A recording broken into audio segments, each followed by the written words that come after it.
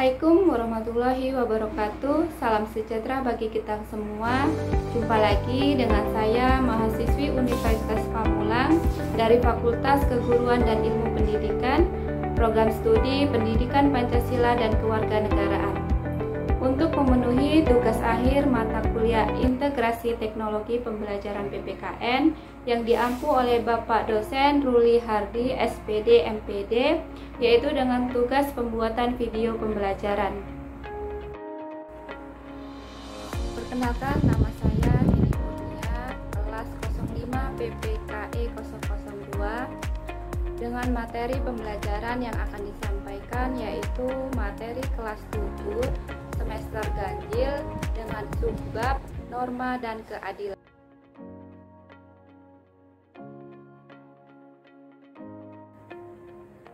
Untuk kompetisi dasarnya yaitu 3.2, memahami norma-norma yang berlaku dalam bermasyarakat untuk mewujudkan keadilan.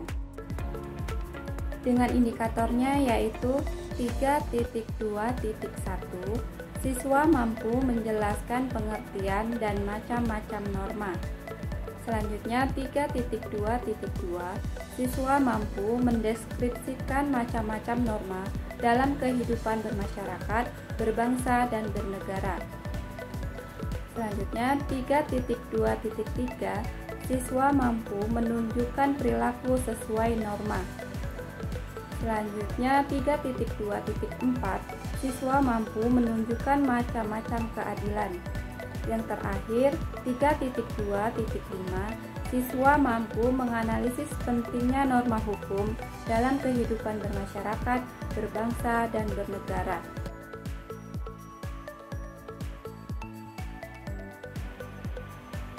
Aristoteles dalam bukunya Politics mengatakan bahwa manusia adalah zon politikon. Artinya, manusia selalu hidup berkelompok dalam masyarakat, sehingga manusia merupakan bagian dari manusia lain yang hidup bersama-sama. Manusia memiliki dua kedudukan, yaitu sebagai makhluk sosial dan individu. Sebagai makhluk sosial, manusia selalu membutuhkan orang lain. Akan tetapi, sebagai makhluk individu, tiap orang memiliki perbedaan pemikiran dan perbedaan kepentingan. Menurut Raskopon, ada 3 kategori kepentingan yang dilindungi norma hukum, yaitu: pertama, kepentingan umum yang meliputi kepentingan negara sebagai badan hukum untuk mempertahankan kepribadian dan substansinya, kepentingan negara sebagai penjaga kepentingan masyarakat. Yang kedua, kepentingan masyarakat meliputi kepentingan masyarakat bagi keselamatan umum, kepentingan masyarakat dalam jaminan lembaga sosial, kepentingan masyarakat dalam kesusilaan untuk melindungi kerusakan moral, kepentingan masyarakat dalam pemeliharaan sumber sosial, kepentingan masyarakat dalam kemajuan umum untuk berkembangnya manusia ke arah lebih tinggi dan sempurna, dan kepentingan masyarakat dalam kehidupan manusia secara individual. Yang ketiga, kepentingan pribadi yang meliputi kepentingan pribadi, kepentingan rumah tangga, dan kepentingan substansi. Norma pada hakikatnya merupakan kaidah hidup yang mempengaruhi tingkah laku manusia. Dalam hidup bermasyarakat juga dapat diartikan sebagai aturan atau ketentuan yang mengatur kehidupan warga masyarakat yang dipakai sebagai panduan tatanan dari pengendalian tingkah laku. Norma adalah kaidah aturan atau adat kebiasaan dan atau hukum yang berlaku dalam masyarakat. Norma yang dibuat oleh negara berupa peraturan tertulis, sedangkan norma yang berkembang dalam masyarakat berupa aturan tidak tertulis. Ada 4 norma yang digunakan sebagai kaidah atau aturan yang berlaku dalam masyarakat, yaitu norma kesusilaan, norma kesopanan, norma agama, dan norma hukum.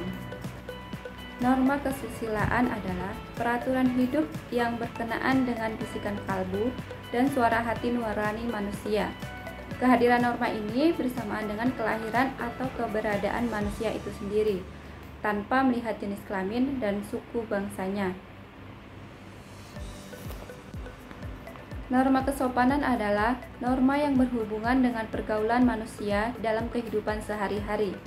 Norma kesopanan bersumber dari tata kehidupan atau budaya yang berupa kebiasaan-kebiasaan masyarakat dalam mengatur kehidupan kelompoknya. Norma agama adalah sekumpulan kaidah atau peraturan hidup manusia yang bersumbernya dari wahyu Tuhan. Penganut agama meyakini bahwa apa yang diatur dalam norma agama berasal dari Tuhan Yang Maha Esa, yang disampaikan kepada nabi dan rasulnya untuk disebarkan kepada seluruh umat manusia di dunia. Selanjutnya, norma hukum adalah peraturan mengenai tingkah laku manusia dalam pergaulan masyarakat dan dibuat oleh badan-badan resmi negara, serta bersifat memaksa, sehingga perintah dan larangan dalam norma hukum harus ditaati oleh masyarakat. Berikut contoh perilaku yang sesuai dan tidak sesuai dengan norma.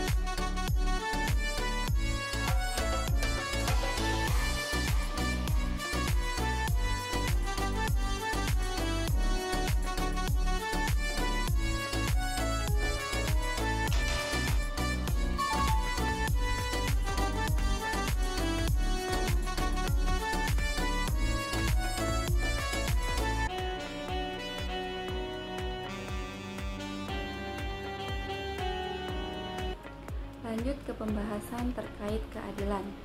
Keadilan adalah memperlakukan diri sendiri dan orang lain sesuai dengan apa yang menjadi haknya.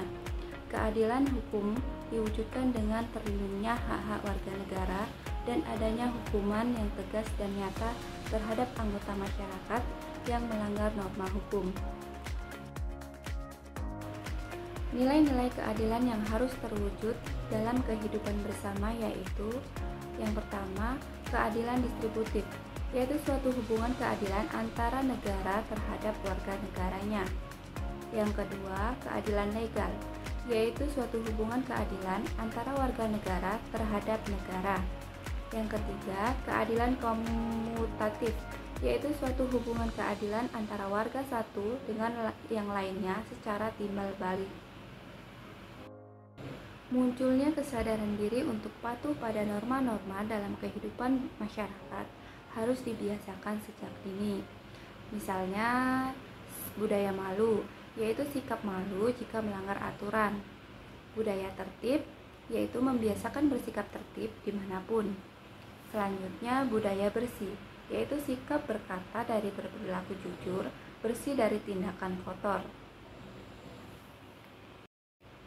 Adapun faktor penyebab rendahnya kesadaran terhadap kepatuhan norma dalam kehidupan, yang pertama, faktor pribadi yang berkaitan dengan sifat dan karakter dalam diri sendiri yang belum memiliki kesadaran berlaku taat aturan. Yang kedua, faktor lingkungan, pengaruh lingkungan, kehidupan seperti keluarga, masyarakat yang belum memberikan dukungan terhadap pembentukan watak patuh aturan. Jadi kesimpulan dari materi pembahasan kita kali ini adalah norma yang merupakan aturan atau tata tertib yang harus diikuti oleh anggota masyarakat untuk menjaga keteraturan dan keadilan dalam kehidupan bersama.